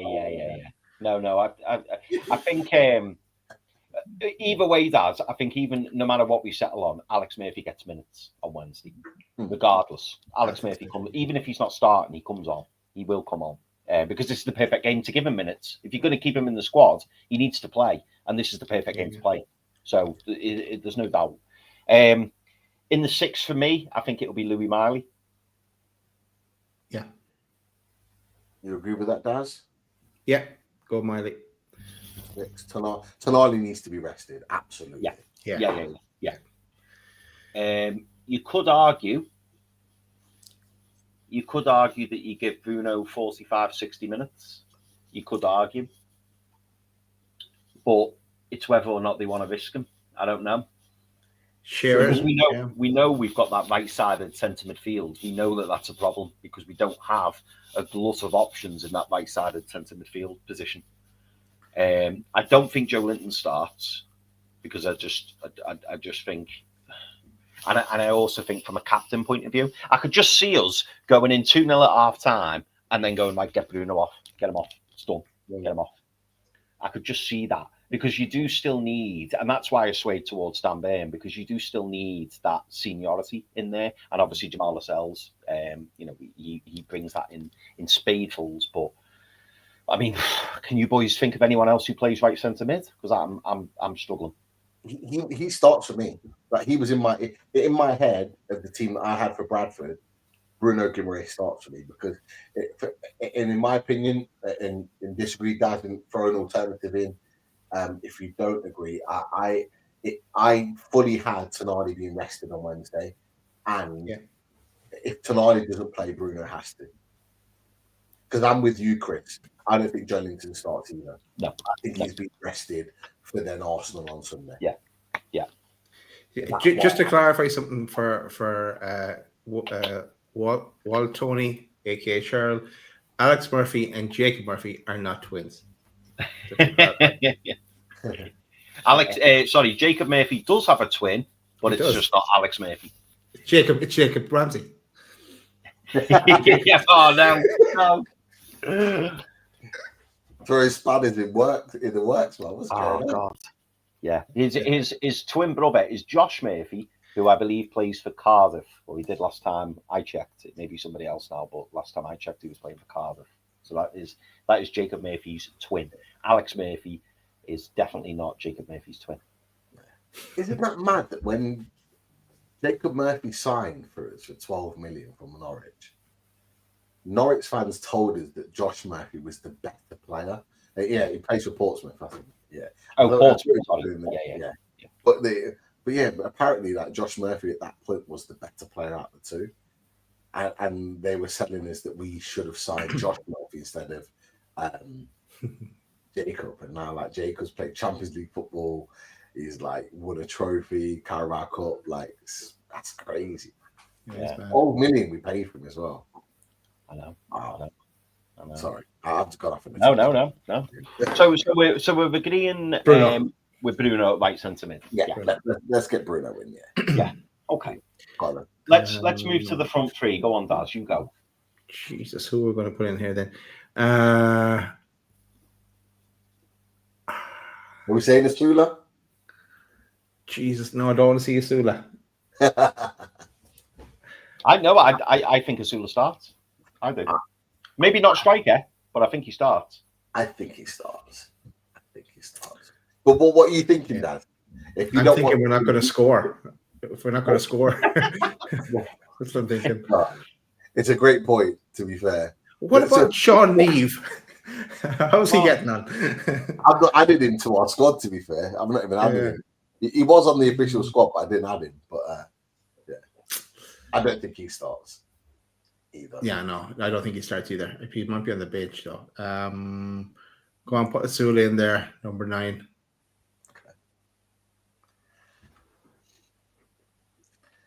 Who's either side then? So we've got obviously Gordon's back from his ban. Yeah. Now he's fit and ready to play. You got Barnes, Alanga, Murphy. I share the load with all four of them. Each of them play 45.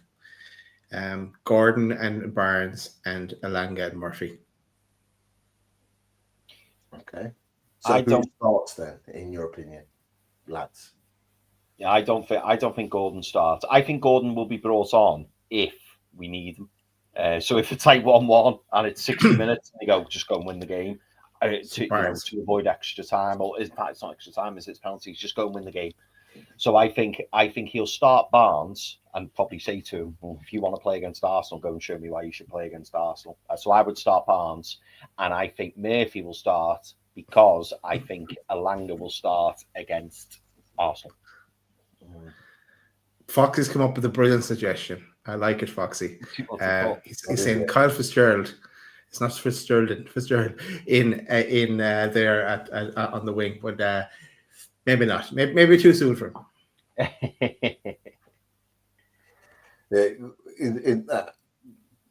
You could argue that Leo Shahar as well as the young right back. Yeah, you could. Potentially bring them, but yeah, nah. So are we saying Barnes? Do we kind of agree on Barnes? Barnes, yeah. Woman's going to come off the bench, and we want Barnes to score a goal. I think he'd do his confidence no window good. Yeah, Barnes to score a goal.